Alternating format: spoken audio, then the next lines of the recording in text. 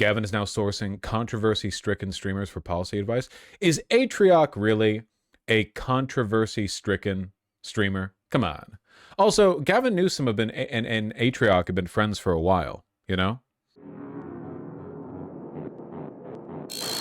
They keep interacting over and over again. But I don't really know anything about Atrioc, so I don't even have any jokes lined up, you know?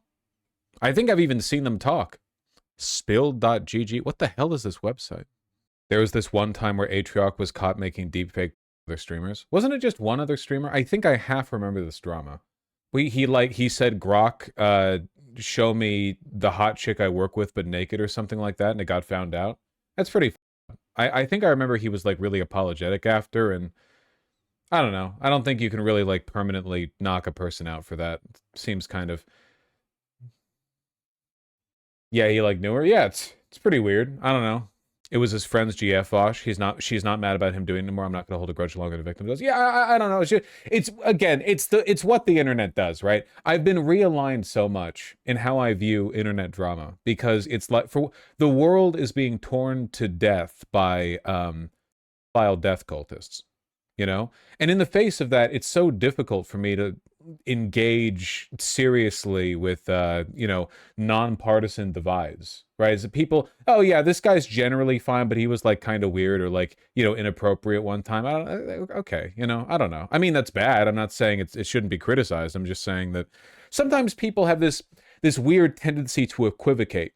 You know what I mean? Where it's like, okay, on one hand, this is the neo-Nazi that we all know, and on the other hand, this is a guy who agrees with us on 90% of things, but he's like weird in this respect or something, or he did like this bad thing, and people flatten it. It's like, well, these people are all bad. And I don't really think that's true. Probably not. We're not talking about people's lived experience, and we miss that. And with Atrioc, he kept bringing that back. That systemically for decades, this economy has not been working. 10% of people own 2/3 of the wealth. Half the consumer spending is that top 10%. Bro, this guy might be president. Bro, Careful, Atrioc. If he credits you for his positions, that means you're on the hook for his press office defending Ronald Reagan. Yeah, I credit Atrioc for my economic takes, and anyway, that's why the Republican Party needs to return to the good old days. This motherfucker better not be president. If he wins the primary, I swear to God. Jill Stein, where you at? You've yet to get my vote, but this one you might get by default. Can we get a president who doesn't get their policies from streamers, please? Whoa! I know at least one good streamer. Come on. He couldn't possibly win the primary, right? Right now, like we know, or at least signals seem to indicate Kamala Harris is in fact running again. She started to pick up some of the campaigning momentum. She's, spoke. She won't deny an interest, and it seems like it's all getting lined up. So we're gonna. Hey, it's pretty much. It's at least at the right now. It's Gavin Newsom or Kamala Harris. That's what we're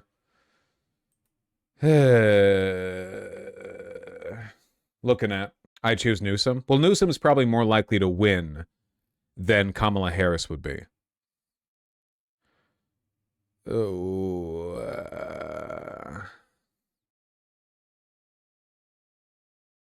expanded book tour, appearing before the DNC. Yeah, Newsom is worse. Harris is an anti-trans. Yeah, but I think Harris would probably lose. So it's kind of like the evil you get. I don't know. Fuck both of them. What is it that makes California politicians so awful? Jesus, I don't know. Capital? Same thing as New York, I suppose. Insincerity? Who else would you see run? Right now? No, I don't know. I don't know. I have no idea. We're 3 years out. Pete Buttigieg? Best shot we have is discovering cloning and making Mamdani too. If we clone him in the United States, he'd be a citizen. Ay. A lot can happen in 3 years. A lot of good, a lot of bad. Who knows? All we know is that Kamala Harris and Gavin Newsom are at the very least going to be competitors in the primary, right? Like they are going to be active heavyweight participants. So I do not know if anyone could be fielded that would beat both of them in the primary. Holy shit, you're here every single time this subject comes up. Do you have like Google alerts on for whenever Gavin Newsom gets mentioned? Because that's like the CIA trigger word that makes me start talking about how I'm going to vote for Jill Stein. Can't wait to see you, TYT, and Fox cry when Newsom, you misspelled Newsom, becomes president, smiley face, and JD Vance loses big. Maybe you, TYT, and MAGA can leave for Russia. Why are you giving me are you pitching me a bit? Are you setting me up for like a rebuttal? I don't know if you believe this. If you really believed it, why are you giving me money? It's crazy. Like if you do believe it, it'd be interesting to engage with, but my insincerity alarm is ringing, you know? I have no idea. I don't want to take the bait. Just say thanks. Thanks for the $5. There are a lot of people who think that you are a traitor to the Democratic Party if you have not already preemptively pledged your vote to Gavin Newsom. You know what I mean? Like if you haven't laid it all down on the line now, you're basically guaranteeing a Republican victory, and that's bad, and you're bad. Why are we still in a two-party system? The way that we have arranged our political system does not really allow for a third party. You can have schisms sometimes, and you can have one party basically implode and be replaced by another, but mathematically it is a two-party system and will remain a two-party system. It's just the way it maths out. There's not really anything that you can do about it without fundamentally restructuring the way our elections work, which I'm not against, I guess. It's just a matter of like, can you do it? You know, are you capable of doing that? Because that's tough. Press office folded and started FDR posting after Reagan. Or in other words, like, you don't believe in anything at all. FDR would have had Reagan disappeared. Reagan would have been like a little pissant governor under FDR's thumb. He would have squashed him like a bug, you know? Very distinct honor to introduce our next speaker. Not a plan. In these rooms together for many years, and I had a chance to greet all of the members of the podium. God, I hate looking at her, but I have a feeling I'm going to be doing a lot of that. Earlier today, and Ken, I just want to say in front Love that mic quality at the DNC, by the way. The DNC.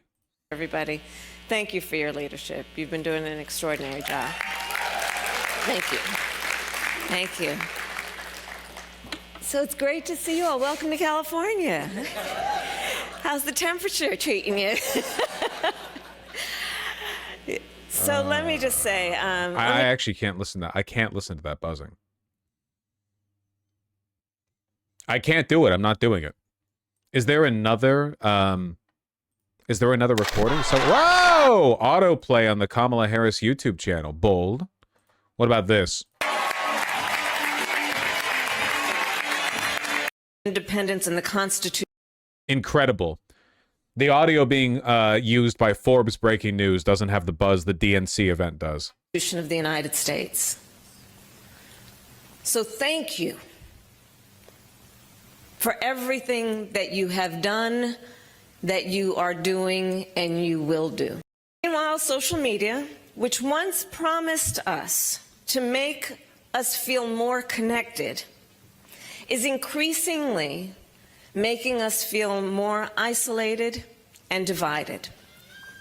And all of this is happening against the backdrop of a political system that appears to not only be fractured, but broken. Wow. Incredible stuff. Both parties, Madam President, have failed to hold the public's trust. Government is viewed as fundamentally unable to meet the needs of its people. In these and in so many other ways, the people feel that the very institutions that were designed to support them have failed them. wow. So as we plan for what comes after this administration, we cannot afford to be nostalgic for what was in fact a flawed status quo and a system that failed so many. Wow.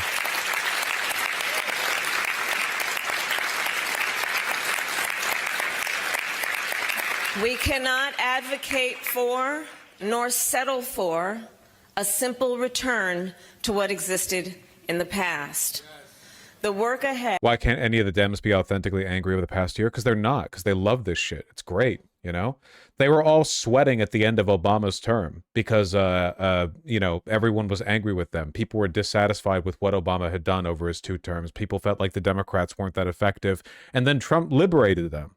Trump won in 2016, thus giving Democrats like the easiest job as opposition party in the world. Trump is so bad, so incompetent, so monstrously, I mean, evil in what he advocates for, that they get to take a really, really, really comfy seat in the backbench. Same things happened again, you know. Look at what happened during Biden's term. You know, they were fucking miserable under Biden because they don't have any intention of doing anything. They're not going to do anything. But all of a sudden now they have to argue as though they are. You know, Ed requires us to reinvent, to innovate, to inspire.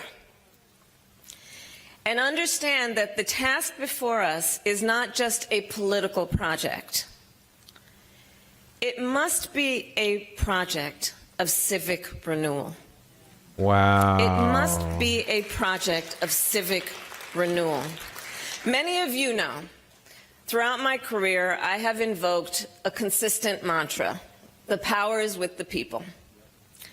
Well, this idea, we all know, comes from the founders. It's not an original thought. It comes from the founders.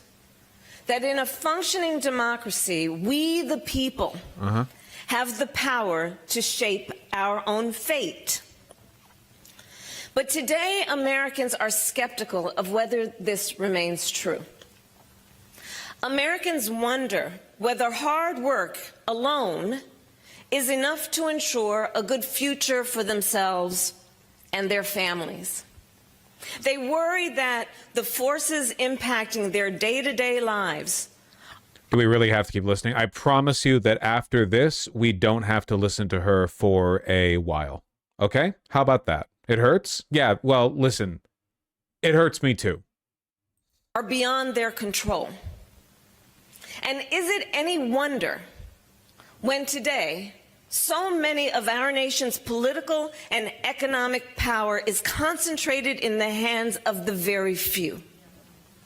Wow. Is it any wonder that the people feel this way? Is there any doubt that exact same thing that happened in 2016, by the way?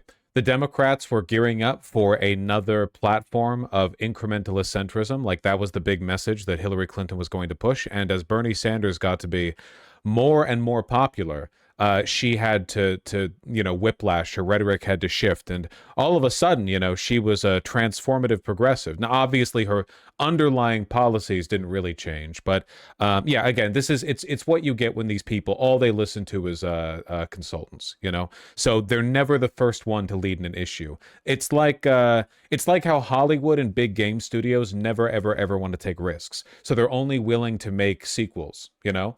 The Democratic Party is only willing to make sequels of its own rhetoric.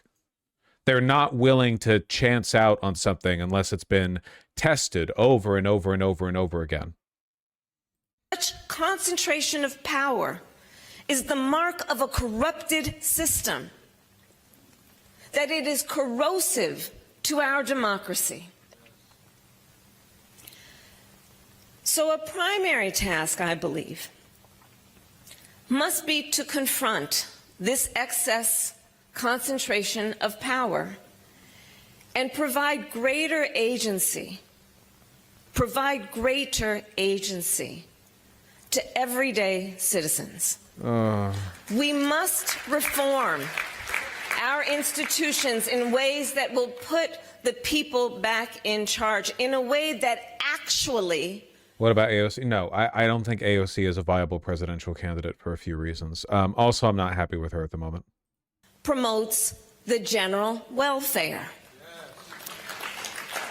And while a project of civic renewal may sound lofty, I'll talk more about that when I read Donuts. especially given the challenges of this moment, I believe that it is a necessary endeavor and that it be grounded in certain values that I know we all share.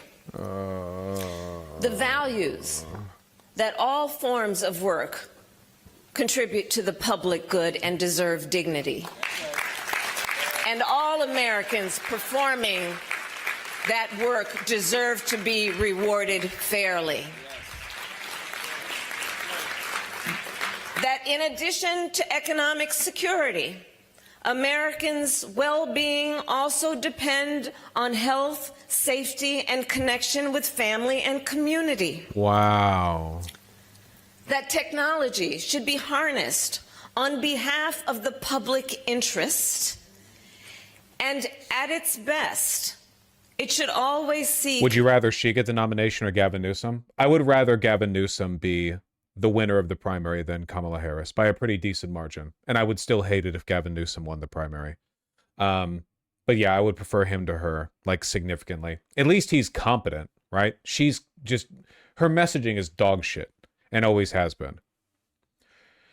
To be fair, if you were on the stage instead of her, what would you say differently? At literally every word, probably. I feel like there would be very little in common, to be honest, with what she's saying and with what I'm saying. But it goes beyond that. Again, the bar for what is she calling it? Civic renewal is getting higher and higher because we've reached a breaking point. We probably reached it a while ago, but it's more and more obvious that we're on the other side of the line. This country will die unless taxes skyrocket on the wealthy.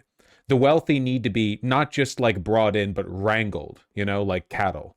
This country will die. We do not have the money to pay our debt. We do not have the money to pay our infrastructure. We do not have the money to maintain our social services. We don't have the money to do anything right now. We are pathetically broke when it comes to paying like for the basic amenities and social services that you would expect of a country this wealthy.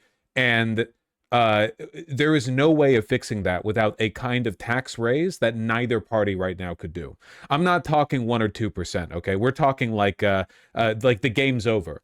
I know that for the past 80 years, the entire world has been caught in this rat race of who can become the first trillionaire or whatever. But it's done. We're ending it right now. It would be such a decisive blow against global capital. It would be such I don't know, an aggressive action. It would very possibly lead to like actual national schisms. I mean, it would lead to like real problems. And you would need a president capable of weathering it. You would need a president capable of putting their feet in the ground and saying, I don't care if this, aligns the rest of the world against us. I don't care if this means a bunch of businesses flee America or whatever else. I don't care about the flight of the wealthy. I don't care about the feelings of the wealthy. We are bringing their money in. I don't care if we have to tax it or seize it. I don't care if we have to send 1,000 agents of the IRS over to the offshore bank accounts, the Panama Papers shit. We are getting the money. And I'm not trying to like aura farm with empty slopulism here. I genuinely do not think this country has a future unless we do that. There isn't enough money. We're running out, man. We're running out of money. That's real. It's crazy, but it's real because we don't tax any. And the more we don't tax it, the more all the USD in the world gets hoarded in dragon piles. You know, they're not. It's not being circulated. Are the billionaires hoarding all the pennies? Yes. But if we brought the Panama Papers money back, would it lead to hyperinflation? No. Or at least not necessarily. I mean, all the quantitative easing in the world has not actually moved the needle that much on inflation. So as long as the money supply is well managed and regulated, no, I don't believe it leads to hyperinflation. Will there be some inflation? Sure, there should be. It's supposed to be 2 to 3%, whatever. But no, it can be done properly. I don't know. I don't know how we survive without it. To enhance human ingenuity, not replace it. To deepen our connections, not sow distrust among us.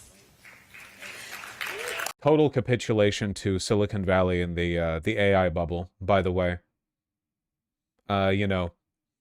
To use technology to enhance us, not to replace us. Yeah. That's what they all say. That the government derives its legitimacy from the people. Wow. And so it must be responsive to the actual needs of the people, be more transparent in its activities, and most of all, that it cannot be bought by outside interests. Wow.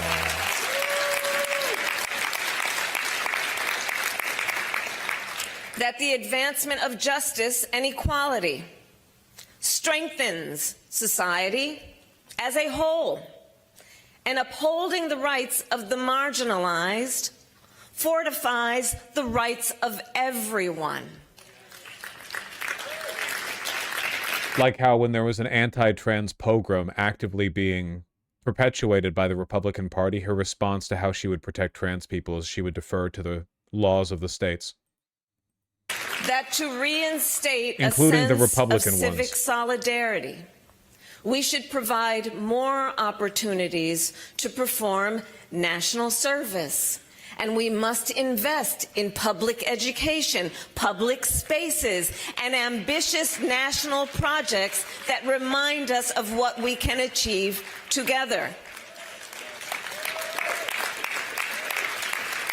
And that the strength of a pluralistic society requires that we embrace our differences. Pluribus reference? With more than just tolerance, but with mutual respect and trust, with the belief that though we are different, each of our fellow citizens is a neighbor. These are the How is values. this tolerated in a post-Mamdani America?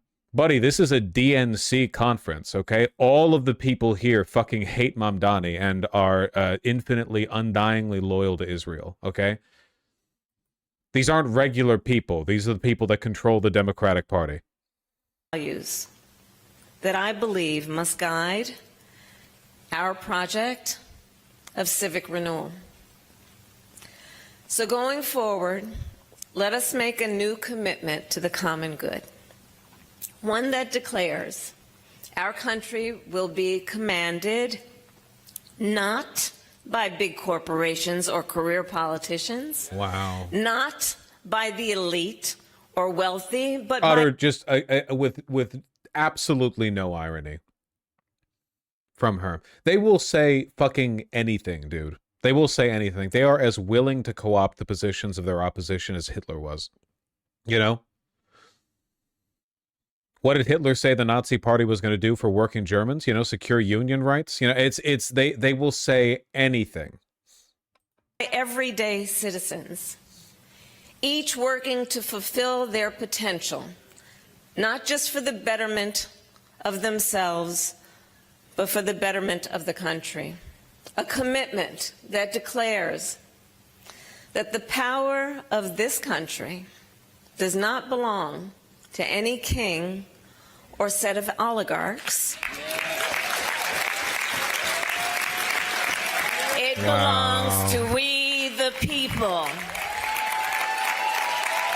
And I'll close by saying the stakes have never been higher, but we are clear-eyed with grit, determination, and fire that this... They've been saying this for a decade, man, and they've just been losing ground ever since. moment demands... She said no. Again, like to the liberal, or to these liberals, I should say, because there are liberals who actually believe in liberalism. To these people, none of this matters. All of this is symbolism, you know? These are phony gestures that they invoke because they believe it adds legitimacy to what they are and what they represent, which is, of course, corporate control of the United States. More competent corporate control of the United States. You know, the better option. That when you know what you stand for, you go out and you fight for it. We fight for the future. We fight for the people. And we love our country. I thank you all very much. Thank you. Remember when she ran on price gouging, then turned around and said corporations aren't the enemy? Yeah. No, it's you're only ever going to get this from people like this, and it's why I just want all of you to be ready, because I'm going to be engaging in I I think I'm going to be engaging in some pretty harsh anti-democratic language over the coming election cycles. I'm being polarized, you know? Again, listen, if you're mad about that, it has nothing to do with them not being socialist and everything to do with them not even being liberal, you know? If they were actually liberals, if the Democratic Party today, in policy or in behavior, even remotely represented the liberal origins that they hearken to, then we would not be having this conversation, okay? Yeah, we're going to be voting for Trump in 2028. That's true. Yeah. Mm-hmm. Do you think you were too charitable towards Biden and Harris at the start of their admin? Too charitable, like now with hindsight, or too charitable for the time? I don't know. I think for the most part, my analysis tends to be pretty on, I suppose. I've always been pretty cynical about what they represent. I guess I have been let down. I think, in fairness, though, I think that you have to give yourself space to be disappointed, because the easiest thing that you can do is set yourself up so that nothing can ever disappoint you, because you're already expecting nothing of anything.